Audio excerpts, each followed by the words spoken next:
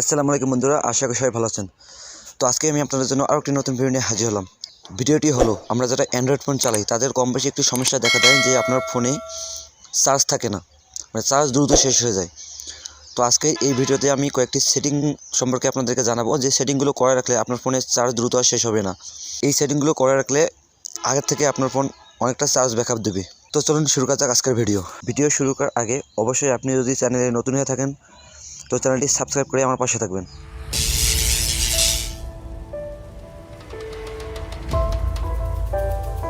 তো সর্বপ্রথম আপনি আপনার ফোনের সেটিংয়ে চলে যাবেন। সেটিংয়ে আসার পর এখানে খুঁজে নেবেন ব্যাটারি নামে অপশন। অনেকের ফোনে অনেক রকম সিস্টেম থাকতে পারে, তো আমার যেহেতু এটা স্যামসাং ফোন তার জন্য আমার এখানে লেখা আছে স্মার্ট মেজার। সিম্পলি এখানে ক্লিক করে দেবেন। দেওয়ার পর সর্বপ্রথম দেখতে পাচ্ছেন ব্যাটারি, তো ব্যাটারিটা ক্লিক করে দেবেন। তো ব্যাটারিতে ক্লিক করার পর এখানে দেখতে পাচ্ছেন যে আমার ফোনটি 8 ঘন্টা 28 মিনিট চলতে পারবে এই চার্জ দিয়ে। তো সর্বপ্রথম সেটিংটি হলো এখানে আপনাকে turn on power saving mode, অর্থাৎ পাওয়ার সেভিং মোডটি অন করে দিতে হবে। তার জন্য সিম্পলি এই পাওয়ার সেভিং মোডটার উপর ক্লিক করবেন, ক্লিক করে অন করে দেবেন। আমি অন করে রাখিনি কারণ আমি স্ক্রিন রেকর্ড করতেছি, এটি অন করলে স্ক্রিন রেকর্ড করতে একটু প্রবলেম হয় আমার ফোনে। তো আপনি কি করবেন, পাওয়ার সেভিং মোডটি অন করে দেবেন। তো এরপর 2 নম্বর যে সেটিংটি সেটি হলো এখানে দেখতে পাচ্ছেন ব্যাটারি ইউজেজ। সিম্পলি এখানে ক্লিক করবেন। এখানে ক্লিক করলেই দেখতে পারবেন যে আপনার কোন অ্যাপস কত % চার্জ নিতেছে, আপনার অর্থাৎ কোন অ্যাপসে আপনার বেশি পরিমাণ চার্জ যাচ্ছে।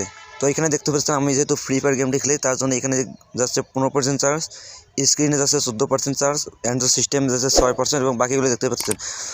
তো এইখানে সেটিংটি হলো সিম্পলি আপনি যে কোনো একটি অ্যাপসের উপর ক্লিক করবেন।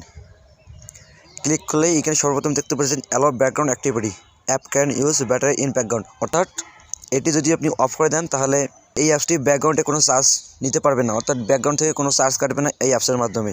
তো এইভাবে আপনি সবগুলো অ্যাপসের ব্যাকগ্রাউন্ড অ্যাক্টিভিটি অফ করে রাখবেন, তাহলে কী হবে, আপনার ব্যাকগ্রাউন্ড থেকে কোনো চার্জ কাটবে না এই অ্যাপসের মাধ্যমে।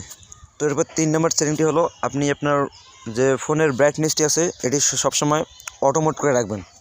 অটো ব্রাইটনেস করে রাখলে কী হবে, অটো ব্রাইটনেস করে রাখলে আপনি যদি অন্ধকারে যান তাহলে আপনার ব্রাইটনেস অটোমেটিকই কমে যাবে, আর যদি আলোতে আসেন তাহলে অটোমেটিক আপনার ব্রাইটনেস বেড়ে যাবে। অর্থাৎ যেখানে যেরকম ব্রাইটনেস প্রয়োজন আপনার ফোনের সেখানে সেরকম ব্রাইটনেস দেবে, তাহলে আপনার ফোনের অযথা ব্রাইটনেস বাড়িয়ে রাখলে আপনার ফোনের চার্জ কাটবে না।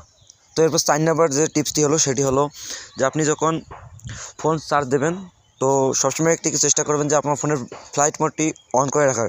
তাহলে কী হবে, আপনার ফ্লাইট মোড অন করে রাখলে যে আপনার ফোনে কোনো নেটওয়ার্ক কানেকশন অন থাকবে না, তাহলে আপনার ফোনে চার্জ দ্রুত উঠবে।